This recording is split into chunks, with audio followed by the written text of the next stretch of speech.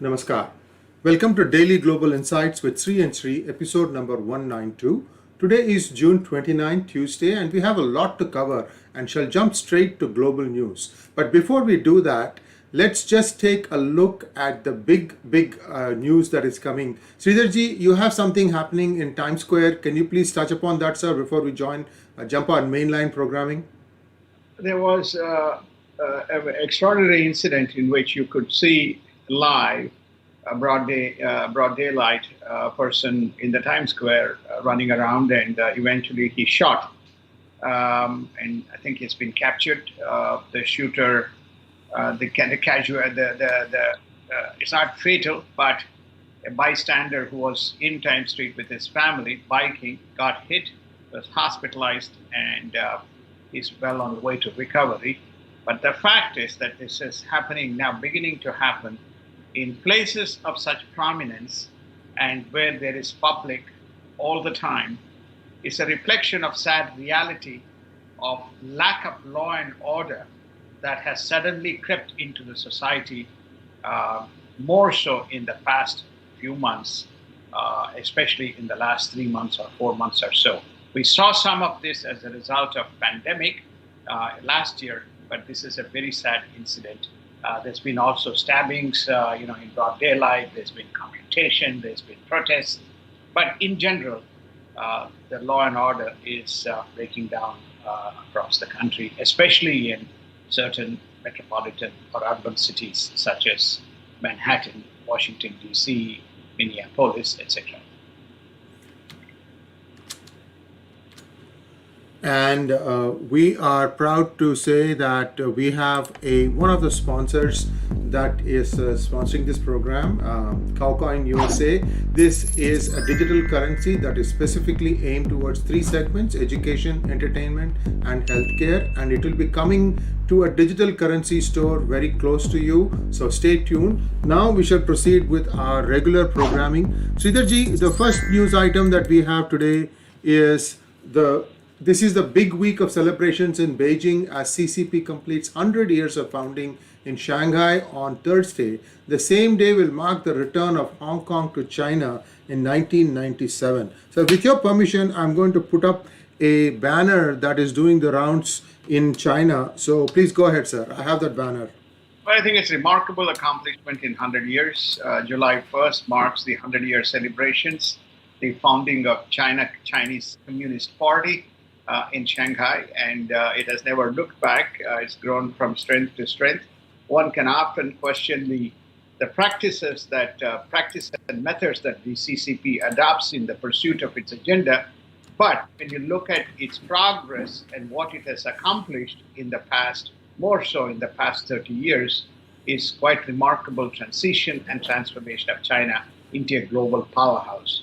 They have set about a vision, and they have maniacally executed against the vision, be it in manufacturing, be it in innovation, be it in their global reach, be it in the security, be it in the financial services. You can basically pick up. There seems to be a very meticulous plan of execution. We have covered several facets of it, more in an adversarial context when we look at South China Sea, when we look at the East China Sea. We have looked at the Taiwan Straits. We have also looked at their foray into Djibouti, Gulf of Aden, their presence in Indian Ocean. We covered Dar es Salaam yesterday, their footprint in Greece, in the Mediterranean, etc. But when you look at the meticulousness of their planning and the execution that has gone behind it, I think it's all you have to do is step back and say, it's quite an astonishing achievement in terms of what has been accomplished. As I said, I've spent about close to 2 decades in that part of the world. I can tell that nothing kind of existed beyond Beijing. But what you see today, if somebody woke up 20 years later, 30 years later, then they would not even recognize a modicum. One of the greatest urban revolutions and transformations is Shanghai. Shanghai was a shanty industrial town, and the way it has been transformed today with multi-lane highways, 16, 17-lane highways on either side, is again is a very noticeable and visible transition that has occurred. Today, more Chinese are mobile, affluent around the world contributing in several ways, in various fields. So they're going to celebrate, and Mr. Xi Jinping is going to talk about the accomplishments, and he's going to speak about the vision for 2025 and 2035 and so on. And China avoids a repeat of Alaska at the G20 meet in Italy with USA while courting Russia. And China inaugurates its second largest Baihetan based hydroelectric dam with 16 gigawatt capacity in a boost to get to a carbon neutral society. Sridharji, when the Three Gorges Dam was built, the amount of water it was storing was so much that it was beginning to affect the gravitational pull of the earth. Would you think that this is also going to be something of that size? I think anything that China does, has consequences. This is in the Chengdu southeastern region of China. They have phased out the release of the dam into there's 16 large gorges, each with 1 gigawatt capacity. The first one has been dedicated and released, so there will be progressive release of the dam. But when you look at the pictures, I've not been to that particular area, so when you look at the pictures, but it just tells you the amount of work that has been done by China. And if one says that doesn't alter some of the geodynamics, then I think it would be foolish to make such a statement. But having said that, this is not a coal, this is a hydroelectric, this is not thermal. So to that extent, China is touting that this is going to help them to achieve, China, India, even US and Japan are all thermal power, right, and augmented by nuclear power in some of the states. But this is hydroelectric, and they say that this is their march towards achieving the carbon neutral society. And in a blow to Biden and US policymakers, Ukraine pulls out of anti-China UN statement on human rights violations by China after the report of Biden freezing aid. Chinese media never lose a moment to shower effusive praise on Ukraine. So this is all, batting back and forth. Now you can clearly see that there are two poles in the world. There is the Chinese lobby, and then there is the US side. And I think this is going to play out in every incident that will happen around the world. So that is my opinion. Your thoughts, please. So there's effectively, four groups if one carefully takes a look at it. You have the US, which tries to nibble around with everybody. Then you have very clearly China. They are the lead or the hegemony. And then you have the Russia. And then you have India. Let's not forget we have India, and to some extent India, Japan. So what you're witnessing is that at every move, United States is being, checkmated by China purely because of very poor policies and very poor timing of the policy executions. On one side, you go and say you support Ukraine, and then you suddenly realize you are pulling the aid, and then you go to the United Nations General Assembly, and then you basically, get an act around human rights. What has happened? China, Russia, and Ukraine align and say, United States, we don't support you. And then the Chinese in the United Nations General Assembly, clap their hands in support of Ukraine. And the Chinese media, touts it as one of the big accomplishments in conjunction with what has happened.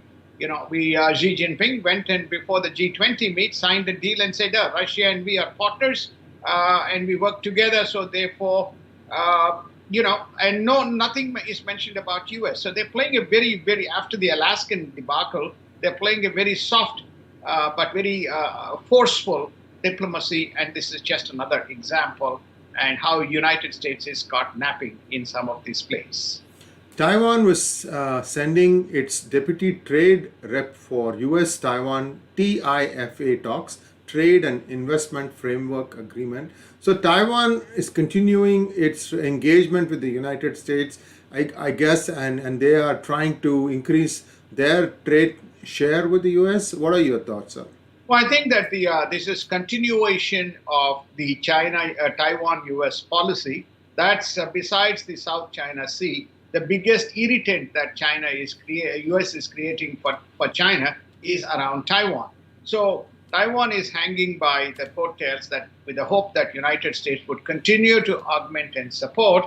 If Taiwan speaks with Israel, they may have something interesting to share to the Taiwanese, which is to say, look, you are better off to be drawing support from nations around you. Don't be over-reliant on United States. They may drop the ball at any point of time, which they find very opportune for themselves. This is exactly the point Mr. Xi Jinping made in his what you call edict or to directive to Taiwan, which is to say that think about sooner or later joining mainland China. You're part of mainland China and become a province rather than being reliant on United States. You would regret later that United States is not a reliable ally. So what they're trying to do is, at least United States is trying to. This is the Taiwan Trade and Investment Framework Agreement has been in place, but it just is hot and cold, hot and cold, and hot and cold. They're reviving that with an intent that the semiconductors, electronic vehicles, defense, and a number of areas that Taiwan and United States can collaborate and make sure that there is a trade flow going. And there is also the support on the security side. UN Human Rights Chief Michelle Bachelet has called on the world to end systemic racism against people of African descent and make amends to the oppressed. This includes reparation payments to the oppressed, while groups like Black Lives Matter should get recognition, funding, and public support. Your thoughts? Just one word: astonishing. UN human rights person saying that, look, they have to delineate. One is reparation payments, and if you're starting the reparation payments, where do you start and where do you end? Right? So every country in the world is going to come and pick up and say they have been oppressed, they have been occupied. Okay, and very true. The African nations for a considerable period of time has been exploited, harnessed, and should be given the due recognition. But you do that, and then suddenly you bring BLM into the context in a United Nations address. Who is paying the lady? Or whose payroll this person is in? Because one is the genuine repression, and the second is bringing an isolated group into the context and trying to legitimize it on a UN platform. Classified Ministry of Defense documents, including HMS Defender, details are left at a bus stop and investigations are underway. This sounds like Britain. Is that correct? This is Britain. The HMS Defender is the ship that set sail across Black Sea and conducted exercises around Russia. And if you recall, Russia fired the warning shot and said that next time there's no warning, we'll be firing missiles if you don't heed to the warning. And lo and behold, a few days later, we have the defense documents, including the HMS Defender turns up. So it must be a great inside job by somebody. So it seems like, and that too, it's in a bus stop. It's very typical British problem, I think. Stunning. Biden tells outgoing Israeli president that Iran will never get a nuclear weapon on my watch. And pro-Iranian forces claim that they shelled US forces in Syria, including bomb blasts. And Iran now has drones of 7,000 kilometer range, Guards commander says. Overall, taken in its completeness. So the new regime in Iran is essentially breathing fire at this point. I don't know who's going to douse it and where things are headed. Your thoughts, please. My thoughts are that there's a real war looming between the U.S. Army and the rebel forces, because we talked about the intersection of Iraq, Iran, Syria as one of the flashpoints of trouble. it's somewhere around that you have both the Iranians as well as their what you called as the guerrilla forces or their Iran-backed rebels or Iran-backed the forces such as Hezbollah and so on. And we covered some of these people yesterday, and they are fully armed, and now they have the latest gadgetry to play with, which is drones. Apparently, the battle around that spot post the bombing by U.S. was quite fierce with blasts and firing and all the kinds of incidents that happened. United States probably responded. So there is a real looming danger that is developing there. Then you flip across to the other side, you have the Palestine Gaza situation with Israel on the border. So my point is that my takeaway is that we have a problem looming in that specific area, sir. And now let's take a look at US news. Texas Governor Abbott is set to close centers housing illegal alien minors and housing about 4,500 of them. He's also planning to visit the border with President Trump and other Republican senators. Ilhan Omar calls for a pathway to citizenship for all illegal aliens. Viewers, don't act surprised. We were one of the first ones to call out the entire sinister design behind opening the borders. And then you saw after 3 days the senators making a beeline towards the border because the media was kept out. I mean, they really messed it up. This is Biden's administration's fault, and we will not forget it, and it will come and bite them at the wrong time. But sir, your thoughts now, if you close down these detention centers, what is going to happen to those children? Because they'll try to make a martyr case out of this also. Well, I think what is going to happen is there's basically what Abbott is saying is this whole thing is a shimazel. The whole thing is a mess because Vice President Harris visited. Instead of going to Rio Grande, she went to El Paso, which is a much quieter place and where you have the wall. She makes a comment that the surge is not an issue as is being made out by GOP and the Republicans. So that's the statement she made. Now, Abbott says, you think so? Because you're not here. You have not been here for more than 90 days. You come here and make a statement. All this mess that is here, I'm dealing with, not you. So therefore, he has taken the initiative, preparing the ground. Now, on Wednesday, which is tomorrow, there would be Abbott, President Trump, and a whole bunch of Texan Republicans making their beeline to the border and reporting live, which we haven't seen in terms of the specifics of activities and incidents and trouble that is looming around. So what does the Democrats do or the administration do? The administration basically is moving them in buses, moving them in by planes. We have covered that. And now AOC stands up and says the fastest solution to solve this problem is to basically give them all a pathway to citizenship. And what does Oregon state? Well, give them all Medicare, so through Medicaid program. So a vast number of people don't have health coverage in United States, but you have all these illegals which are going to be given. What does New York do? We're going to give each one of them a settlement allowance, which is funded through the COVID program.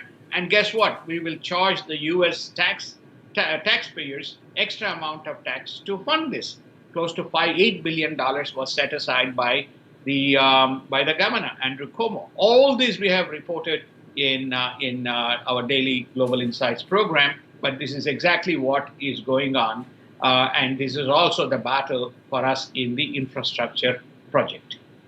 And New York Police Department is hunting for a Times Square shooter. This is how we began our news with, so we will keep you posted on that. Sir, I think you meant Ilhan Omar, not AOC, who said that they should get a direct path to citizenship. Ilhan Omar says that they should get a straight path. You're right, AOC it was, who said that she should get a straight path to citizenship. And similarly, it's AOC who has said that it's a rude wake-up call after calling spike in crime as a GOP hysteria. Yep. Thank you, sir. Mitch McConnell asks Biden, Schumer, and Pelosi to come clean on the infrastructure deal, wherein, addition to the bipartisan deal, Democrats are said to be working on a separate bill with passage via the reconciliation process. And Bernie Sanders says no reconciliation and no deal. Again, AOC says we probably have the only chance to get our climate and other social deals done. These progressives are running amok right now. Progressives slam the president for lack of progress on climate action. Biden, you coward, fight for us. What is the scope of the infrastructure budget? 943 billion bipartisan bill or 2 trillion reconciliation stimulus plan with a 6 trillion budget with record deficits to annualize the programs? The mind is just boggling, sir. I just wanted to read these things out to you so that you can take the wholeness and reflect upon what you think is happening. Are the Democrats trying to sneak in using the reconciliation process, which happens between select members of the House and the Senate when a certain bill gets passed, to try and get the commonality addressed, and then they are trying to sneak in a bigger stimulus program? Is that what the GOP is accusing them of? GOP is accusing them. Mitch McConnell is basically saying, we will not pass the bipartisan bill of 943 billion if there is no commitment by the present administration, which is the Democratic administration, on the $2 trillion social agenda. So therefore, they say, Biden, you sign up and you say that you're going to allow through the reconciliation process the $2 trillion. If so, then we will approve the 943 billion. Now the GOP is saying, hey, this is not fair. We agreed that 943 will be the infrastructure bill. That's what we agreed, by reducing it from 2.1 or 2.25 trillion, where it started, went to 1.75, and then came to 1.25, and then it settled at 943. While the Republicans or the GOP went from 543 to about 943 billion dollars. So therefore, Mitch McConnell is saying we won't get the bill done. So therefore, if this is the blackmail that you have, then we won't get the bill done. So come clean, Mr. Schumer, come clean, Ms. Pelosi, and come clean, Mr. Biden. Three of you come out and say what exactly is the truth, so we all can agree and pass. In the meanwhile, the progressives are saying no bill, no plan. If you don't have the $2 trillion, the social programs embedded as part of the reconciliation process, recognizing GOP will not support it. It's high time the Democrat moderates, the ones we call as Republican Democrats, found their voice, because the progressives, while getting everything they want and then some, are still crying that not enough is being done. This is like a child who has got the candy store and wants the adjacent toy store also. This is just my opinion, sir. You can differ with me on this, but that's how I see it. America would look like Canada if Florida had not fought against lockdowns, says Florida Governor DeSantis. And states that are withdrawing unemployment allowance are witnessing the fastest return to work. So this is a good ploy that some of the states are employing to get their workforce back into work, sir. It is. So I think because there is a significant labor shortages, the significant labor shortages are driven by these extended unemployment benefits now, which is going till September. So there's no incentive for people to come back to work before September. Then the moratoriums are now being also extended till July 31st. So therefore, people don't need to pay the rent. The child credit allowance is being given, and also parental care allowance is being given as part of the Great America Child Relief Plan. And that there is a plan as part of the $6 trillion budget to annuitize it. So which makes it's not a one-off COVID relief. It will be coming as a standard allowance to these people. So when you put all these social programs, though I support, by the way, the child tax credit program, which I think is much needed, including the free education and food and so on, supplementary stuff. But when you put all these things together, what it means is there's less and less and less incentive to work for people to work. So the red states or the Republican states are stating that, no, we don't want to have unemployment. By the way, this has also been, we don't want to have unemployment insurance, but we will have return to employment benefit, and we'll give them an incentive to come back. We'll give them $180, let them come back, and that will be credited into the account. I think it's the state of Indiana or state of Illinois. One of the two states have made filed a case. Within one of the states, a case has been filed by the employees, which is to say it's illegal to stop the federal programs. He has not stopped the federal programs, but he has said temporarily halted the restrainment on the federal programs until a broader decision is made. So, and then immediately the Republicans, the Democrats stated, this is what is going to happen in all the other red states. We are going to get favorable judgments and we'll be back to square one. So this is the next drama on this whole unemployment versus re-employment, incentives. I have a map of the United States, sir, where we are showing the 26 states that are nixing the extra jobless benefits. So we're done with that one. And the next news item is Manhattan DA will not charge former President Trump, says president's lawyer, a disclosure made by Cyrus Vance last week. Remember, viewers, we had predicted that this will not happen, and that's exactly what is playing out. It's a waste of taxpayer money. Somehow the Democrats are trying to find some mud, throwing it at the President Trump and trying to hope that it sticks. We're not saying that, whatever it is, you got to have data. You have to have actionable data. And I think that's where this thing has come up wanting. Your thoughts are before we move on to the next item. I think it's knowing the well-known, except trying to make a political statement. A couple of people in Twitter tweeted, "We told you so about Giuliani and also about President Trump." Today, they're probably laughing at themselves for making such silly statements. If you have Andrew Cuomo, who has been the governor and tainted and alleged so many scandals, nothing has happened to him. The same thing will is going to happen in the case of President Trump as well, or former President Trump. Look, none of these investigations turn into prosecution because there are kind of political fafafi. Mostly they are political distractions rather than political prosecutions or enforcement of law. I mean, there's no enforcement in borders. How can you have enforcement within the borders?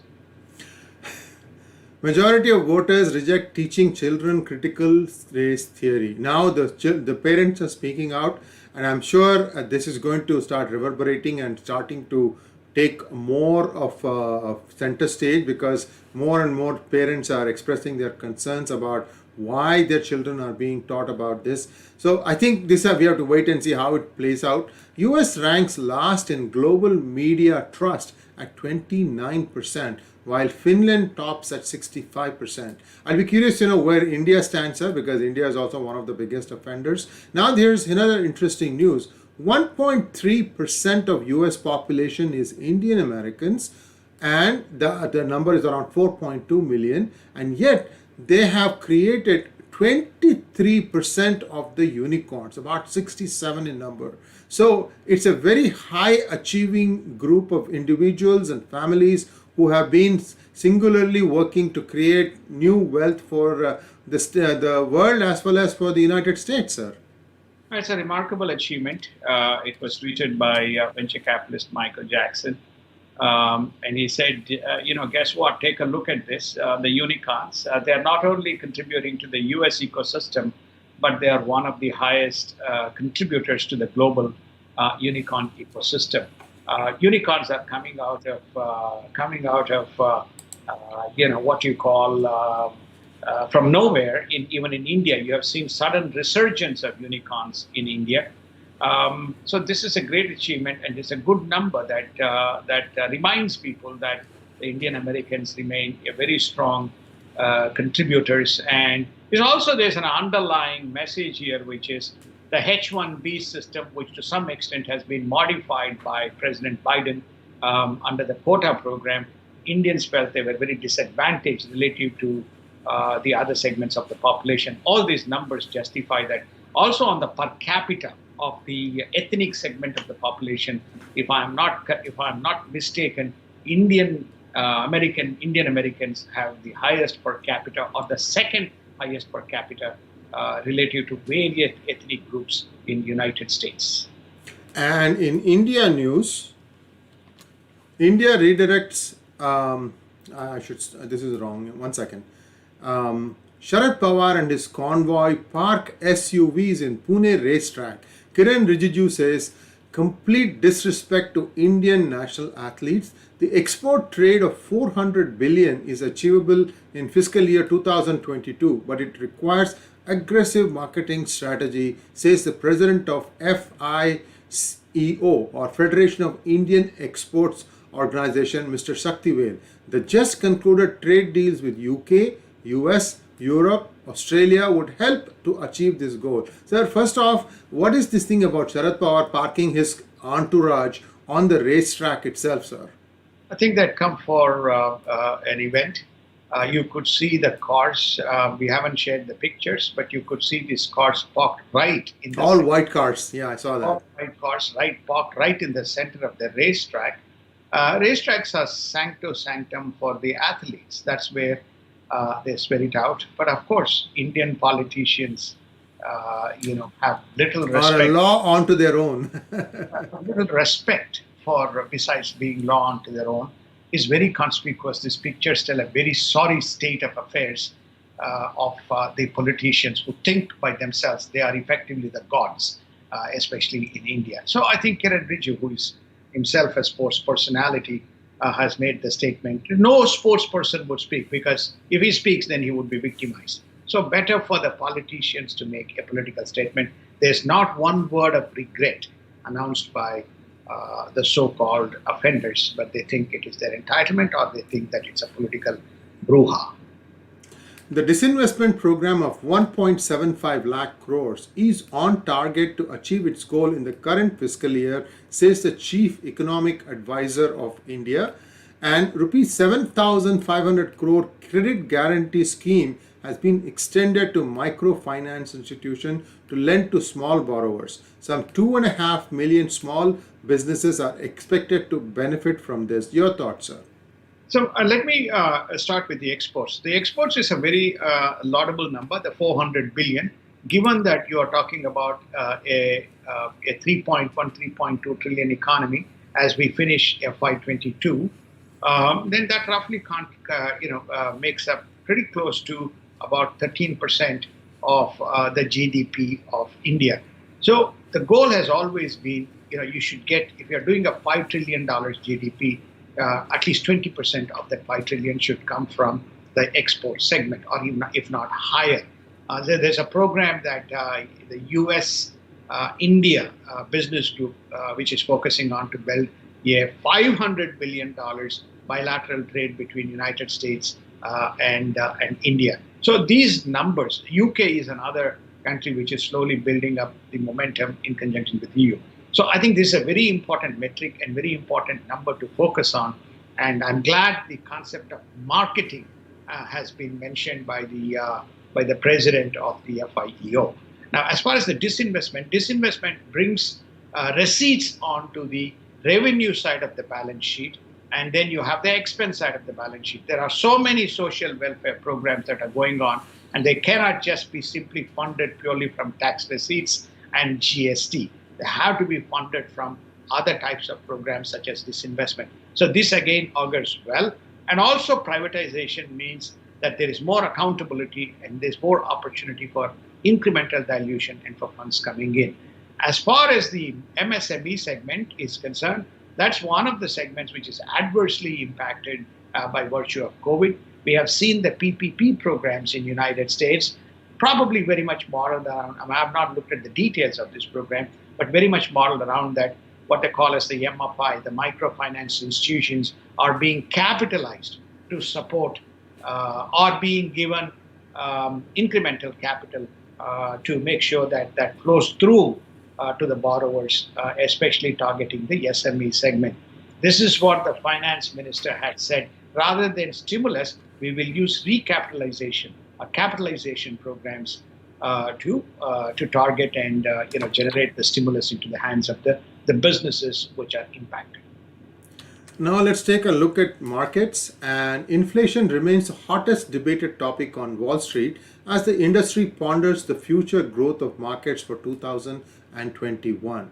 Thus far, the S&P has risen 14.23%, and similarly, all the other indices have shown good growth. However, we don't know how much of an impact inflation is going to have. Sir, your thoughts, and then we can conclude today's segment. There's a universal recommendation by all economists that the economy is held together by the fragile stimulus. In other words, the borrowing that has been given to the people. With vast number of people still not in mainstream workforce, economy having not opened, this inflation could potentially be only transitory. And basically, once the normalization occurs, in other words, people come back to the mainstream economy, the stimulus winds down, this is the unemployment benefits and such things, then it'll normalize. So do not increase interest rates based on the inflation numbers that you are seeing too fast. If you raise the interest rates too fast, the economy could have a sudden catastrophe, which nobody is nobody wants at this specific stage. So this is the debate. This is going on in the market. One, inflation. What does it do to the market, stock market? And second, inflation. The rise of interest rates too fast. What does it do to the economy in the overarching context? So this is the debate and discussion that is going on. While that goes on, the markets have thus far outperformed even 2020 relative to where we are today. And with that, our today's episode comes to an end. And at 9 p.m. IST, we are going to be going live with Sree R.V.S. Mani on the ongoing incidents in Jammu and the delimitation process that is underway in Jammu and Kashmir, and why it needs to be looked at very carefully, because there's now fears that perhaps the 2011 census has been fudged. So these are all important events. Do join us there. And Sridharji, as always, pleasure having you on our platform, sir. And we continue to march forward. We attract very loyal viewers. And viewers, please do spread the word. Ask your friends and family to join in. You get tomorrow's news today. Sometimes you get next month's news today from PGurus. And as always, thanks for joining, and namaskar. Namaskar. Thank you. Have a wonderful Tuesday. We look forward to seeing you tomorrow.